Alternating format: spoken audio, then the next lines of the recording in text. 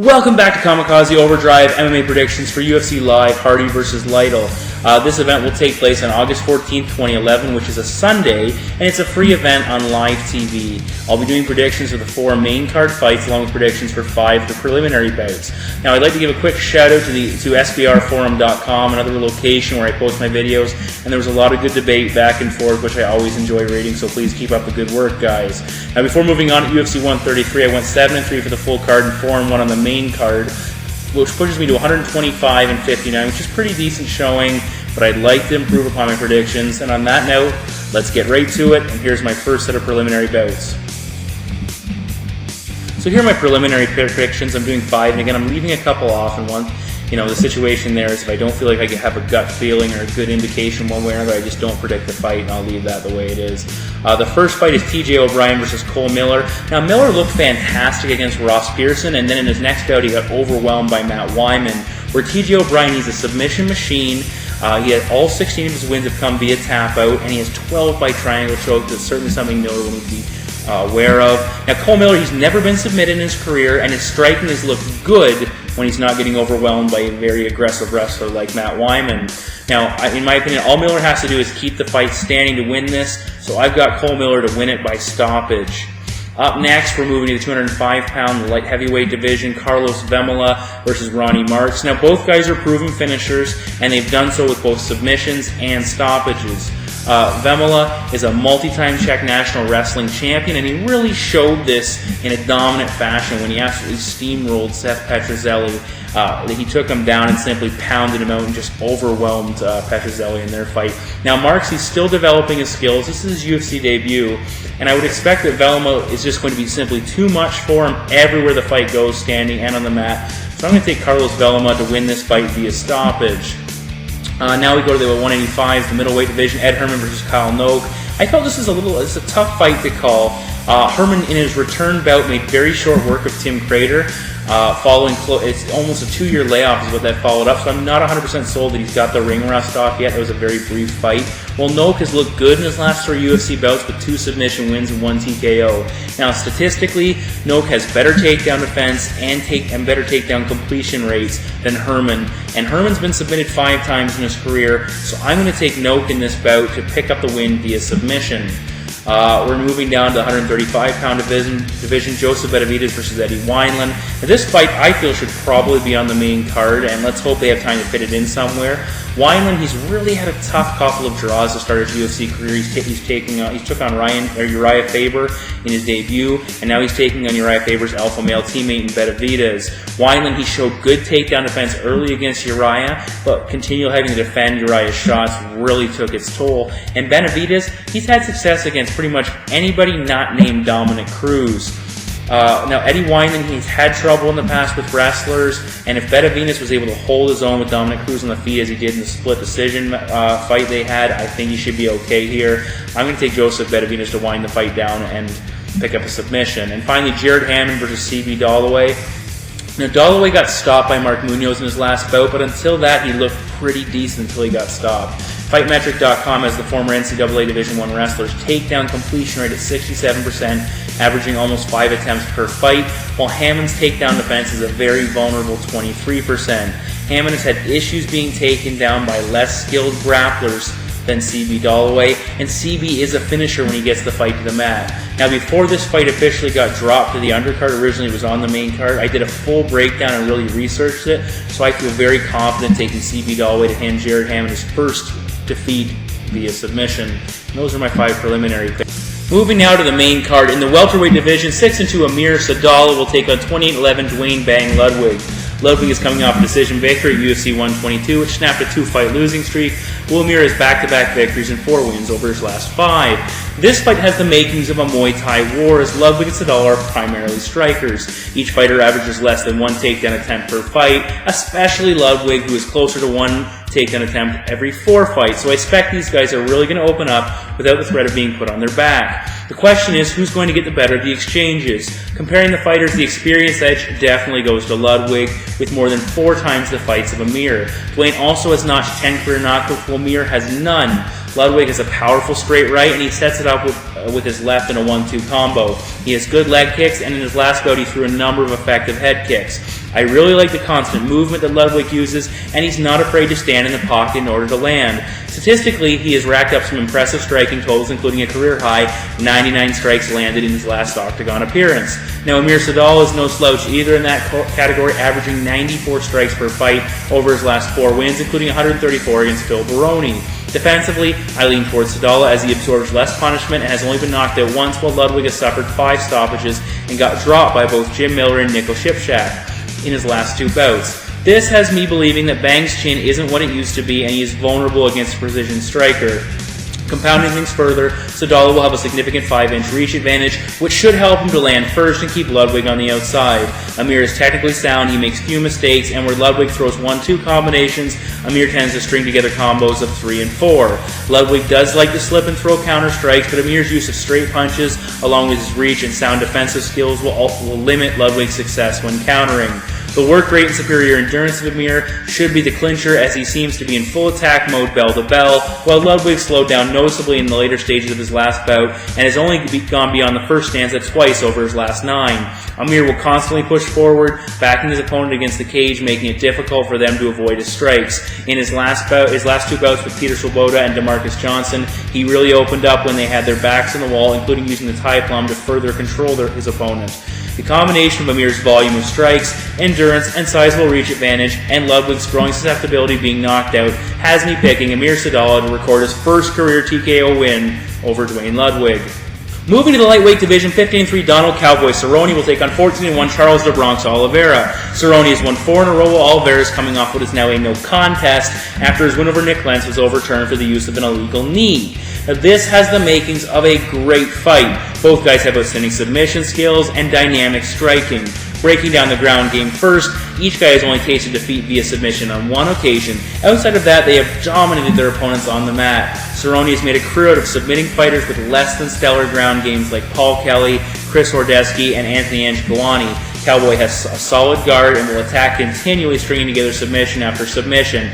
But there are 2 areas that concern me. First, Cerrone seems to have problems with being taken down. Over his last few fights, he showed pretty decent takedown defense, but in his first meeting with Ben Henderson, he got put down 8 times. Jamie Varner was able to take him down on 9 occasions, and even Hosho was able to get his hands on Cerrone, forcing him into multiple scrambles.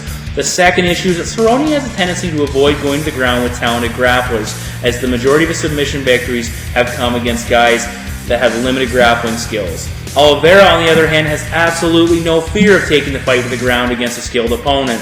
Now, this did cost him against Jim Miller, but following that loss, he jumped right back to the mat against a talented wrestler in Nick Lentz, and he had success. I attribute this to Oliveira spending the early part of his career taking on and defending and defeating talented grapplers in Brazil. What I like about de Bronx is that he never rests on the mat. Just like Cerrone, he's always attacking and looking to make something happen. Overall, I give Oliveira the edge because I like the way he works for his takedowns relentlessly, and he seems to be able to work to his advantage when the fight hits the ground. In the striking department, both guys have tight, crisp technique. Cerrone put on a Muay Thai clinic in his last outing, utilizing combinations of straight punches and nasty low kicks that had his opponent hobbling around the cage. The big knock on Cerrone is that he has never recorded a KO, which some attribute to his reliance on a dominant submission game. But what I saw in the last bout was that even though he was a superior striker, he was unwilling to go for the stoppage, and this could go back to Cerrone concerning himself with being taken down.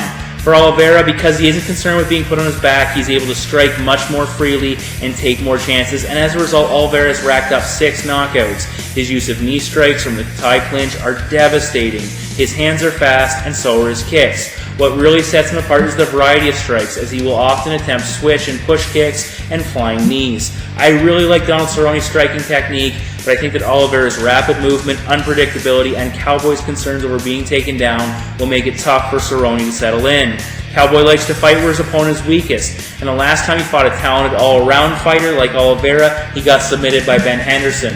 All it takes is one mistake against the Bronx, so my prediction is Charles Oliveira to defeat Donald Cerrone via submission. In the co-main event of the evening, former WEC 155-pound champ Ben Smooth Henderson, 13-2, will take on the top contender 20-2 Jim Miller. Miller's won 7 in a row in 15 of his last 16, while Henderson won his UFC debut and has victories in 11 of his last 12. Now, before I break this fight down, I should put a warning on this prediction. When picking Ben Henderson fights, I'm 0-2, and for Jim Miller, I'm 0-3. So to say the least, my predictions have sucked with these two. So let's try and wipe the slate clean and see if I can get one right. Statistically, they stack up pretty similar. Both guys finished the majority of their fights predominantly by submission, and both guys have been tough to finish, with Henderson only being stopped once and Miller never. Jim Miller is really becoming an all-around fighter and is a perfect example of the fighter that can both get the fight to the mat and finish when it gets there. As a former NCAA Division I wrestler, he has good takedowns, completing one of every two he attempts. On the mat, he's a BJJ black belt and just an all-around difficult guy to deal with. In his last two bouts, he had an impressive submission win over another BJJ standout in Charles Oliveira, and followed that up by out-grappling and pounding out a talented wrestler in Kamal Shalroos. In that fight, Miller demonstrated his high-level grappling when he shot for a single, took Shalroos down, almost immediately took his back, and was able to control him with a body triangle for the remaining part of the round. Now, Ben Henderson has shown his impressive grappling skills when he defeated Mark Bocek. Henderson is known for his submission defense, most notably from his battles with Donald Cerrone, but he really impressed me with his strength in the clinch against Bocek and how he's able to control him along the wall using his underhooks. I expect to see Henderson's submission defense put to the test in this bout, and I'll give a slight edge to Miller because I felt that Henderson is susceptible to being taken down. Bocek took the former WEC champ down 4 times and threatened with a couple of submissions, but Henderson was able to defend and power out of them. In this bout, I expect Miller's wrestling will help him to control Henderson a little bit better than Bocek was able to. When wrestlers meet more often than not, a fight has a tendency to remain standing, which could be the case here. Neither guy is the type that is going to overwhelm their opponents with their striking totals, but they both hit very hard. Henderson was the most effective in his last bout against the cage when he swarmed with punches, elbows, and knees, and he stopped Shane Roller back in the WEC in a similar circumstance. Miller will utilize knee strikes as well, and he rocked Shalroos with a well-timed knee. Henderson has good leg kicks, fast hands, and he will lead out by doubling and tripling up his jab. But the difference in their striking is that Henderson attacks in bursts, where Miller seems to allow his strikes to flow more evenly over the course of a fight.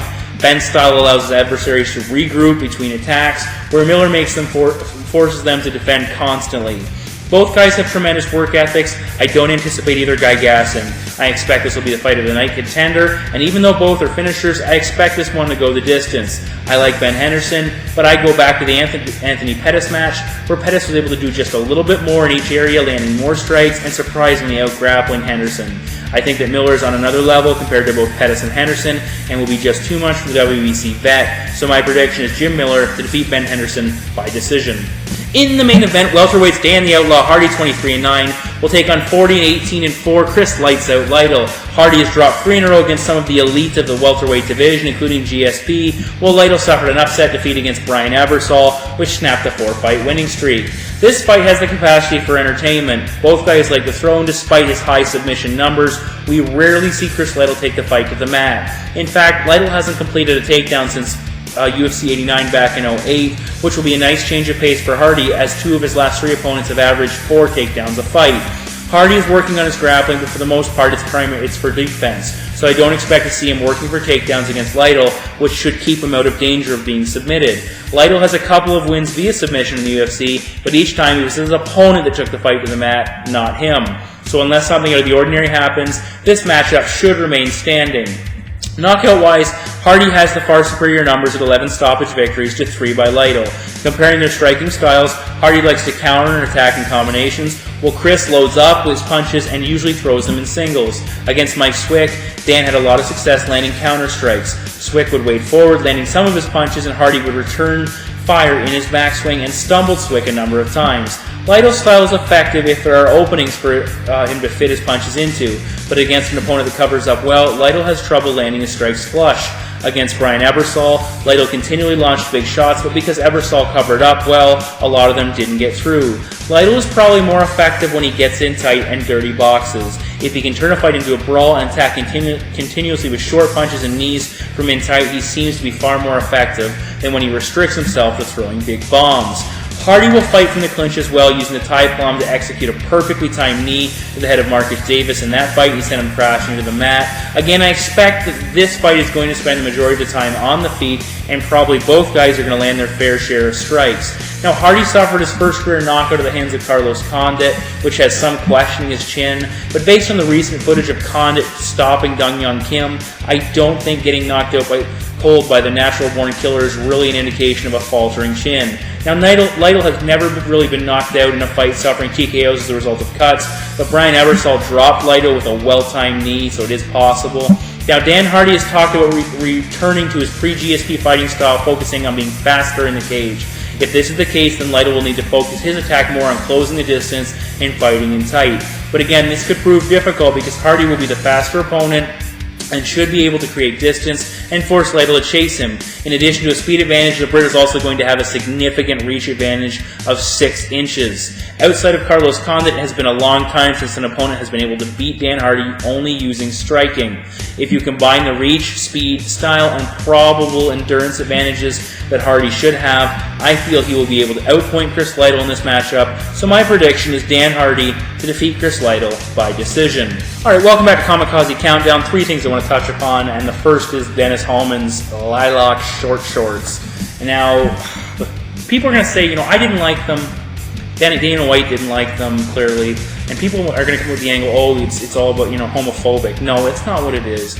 For me, it's professionalism. I'm a teacher. I can't go to school wearing jean shorts with the pockets hanging out and a cut-off t-shirt. It's just not what you do.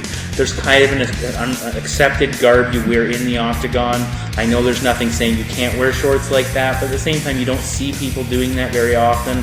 And I would expect Dennis Hallman as a veteran to make a better decision next time. And I think he might be rethinking that because he might lose his job over it, where had he lost the fight wearing normal clothes, it's just a case of you lost the fight, move on. But I think he's definitely regretting it, and hopefully we don't see that anytime soon. Second thing, good on Tito Ortiz. He put up a good effort on short notice. He's a fighter of a different era. It's a dying era. He's one of the last representing it, so hopefully we see him again. I picked Evans to win that fight, but I like the effort Tito put out. And finally, I know the clock's ticking down. I like addressing the idiots sometimes. I like to post. I always talk about the good things.